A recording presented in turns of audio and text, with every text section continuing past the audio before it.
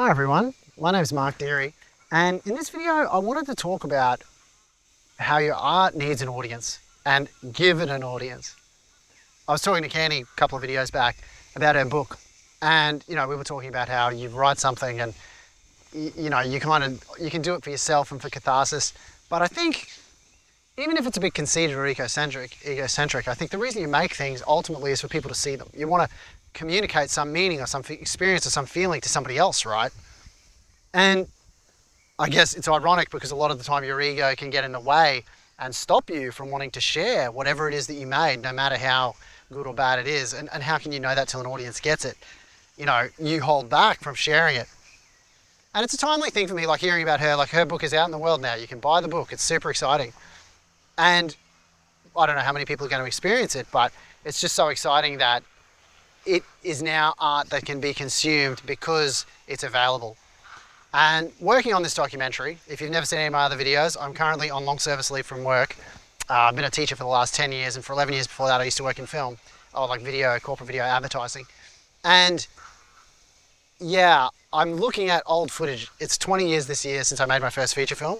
And the documentary is about the process of being creative for the last 20 years. So it's interesting that I'm looking at this old footage of these films that have never been released. Like, we premiered them, but really, like, I can generalize and say nobody's ever seen these films. Like, maybe a couple hundred people have seen each film. And I'm excited about sharing them. So this video is probably more for me, than it is for you. But maybe you're going through the same thing I'm going through.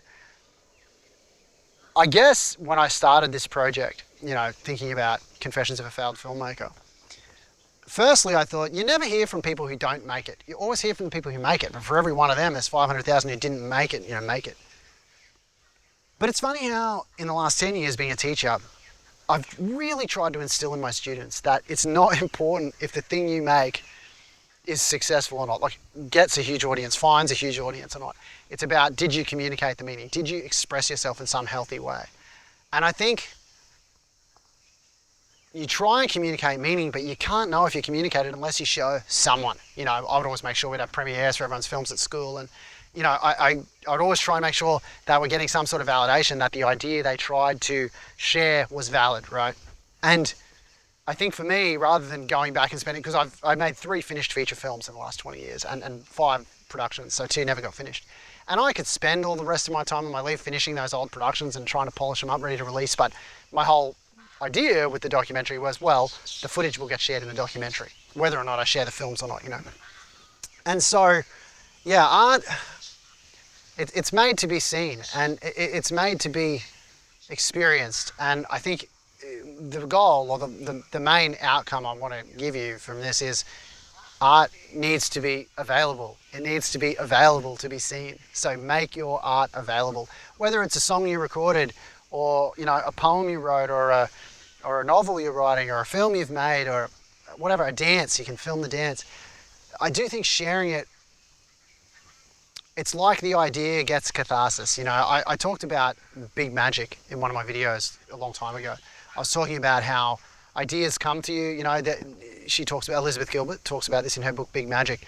She talks about how, like, ideas are everywhere. There's unlimited ideas. And if you're open for new ideas, the ideas will come to you, and you can get the idea and go, oh yeah, that's a good idea. Oh, no, idea, I don't need you. And it goes back out there, and then someone else makes that idea, or you go, yes, this is the idea I'm going to work on. But it's a relationship between you and the idea. The idea trusts. By coming to you, it trusts that you're going to execute on that idea. And I think the catharsis, the release for the idea, is when the art is shared, And I know some people make art and they keep it just for themselves. The other day I showed my kids Ben Stiller's film, The Secret Life of Walter Mitty, and they really enjoyed it. And there's a moment at the end which is meant to be a poignant moment where he's got the camera ready and he's going to take a photo of a snow leopard, Sean Penn's character, who's a photographer, and he doesn't take the photo. And Ben Stiller says to him, when are you going to take the photo? And he says, nah, sometimes if it's a beautiful moment, I just keep it for me. And that's, I guess, the difference between experience and creating a piece of art. Art is designed to make meaning, and sometimes you want to just savor an experience. You don't want to, film at the wedding or like record your kids. Like, sometimes I think, oh, I should film this. I'm like, no, I'm just going to sit in it. I'm just going to be in this moment. And there's a difference between being in an experience and creating a piece of art. Because when you're creating art, it's a means of expressing how you feel, expressing what it means to be a human, and having others be able to feel that feeling. That's the goal of art, right? To help others go, oh, I totally understand that. That is something about the human experience which I have felt, and this resonates with me for that reason. And you're not going to know if it resonates with people unless you make it available. So, as I said, I'm talking to myself. I got to share these films. It's funny because one of them has distribution already, so it's already available, and I will, once I get the rights back to it from the distributor, I'm going to share it on YouTube. The previous two that we finished, my master's film and the first film, I never got musicians' releases from everybody, and I'm sure they would all say yes, so I need to get in contact with them. This is all part of the documentary, and get the music. So if I get that, then I'll release my very first feature, which is embarrassingly bad, but I'm so excited for the people who were kids in it. There was like 10, 11-year-olds in it, and like teenagers in it, and they're all old now, you know, like it's 20 years moved on since then, so they're in their 30s. And so just for them to be able to show people they know that it's there. I did make DVDs for everyone who was in it at the time, but who knows if they even have a DVD player now. So it'll be nice to share the film finally after 20 years if I can get the release of the music. I don't want to re-edit it or anything. I'll just put it up as it was, ideally, if I can get clearance on that music.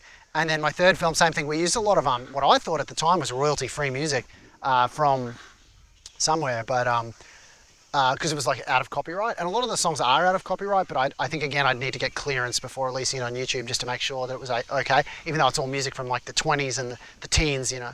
I think a lot of them, the thing that made me think about that was there was one song called I Used to Love Her in the Moonlight, and I'm pretty sure it was only this year, 2025, that it went out of copyright. So we had one, you know, copyrighted song in there, even though I thought it wasn't at the time. I mean, it only ever got shown privately, like it got shown to 10 master students and that was it. So it's probably the least viewed film, our second feature film we released. So anyway, that's me. Like the thing stopping me making the art available to you right now is just, you know, copyright limitations. I could just strip all the music out and show you it, but then you wouldn't be seeing what I made, you know. So the goal is to get them out as close to what they were at the time publicly, if possible. Like that's what we'll do. I might even see, it's too much work. I could get somebody like Ken Deese's brother's great composer. He could compose a score for that film, but you know, that's going to take a long time, and he doesn't want to do that for me. So I'll see how I go. But definitely in the documentary, clips from each of the films will definitely be in there, and that's kind of my way of letting those ideas be released into the world finally. So, but yeah, if you're sitting on a piece of art, if you've made something and never showed it to anybody,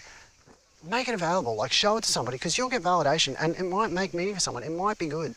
Anyway, that's my lesson of the day today. Art, it's designed for audiences, and audiences need to have it available to them to be able to experience your art. So that's it.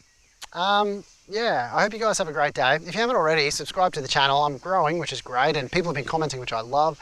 And I do feel like we're working towards slowly building a community. I'm getting really excited, and yeah, I know we're on the closing stretch now. You know, I'm going to have 100 videos up by 31st of December 2025. So it's going to be a fun time getting them all up. And yeah, that's it. Thanks for watching today, and I'll see you guys in the next video.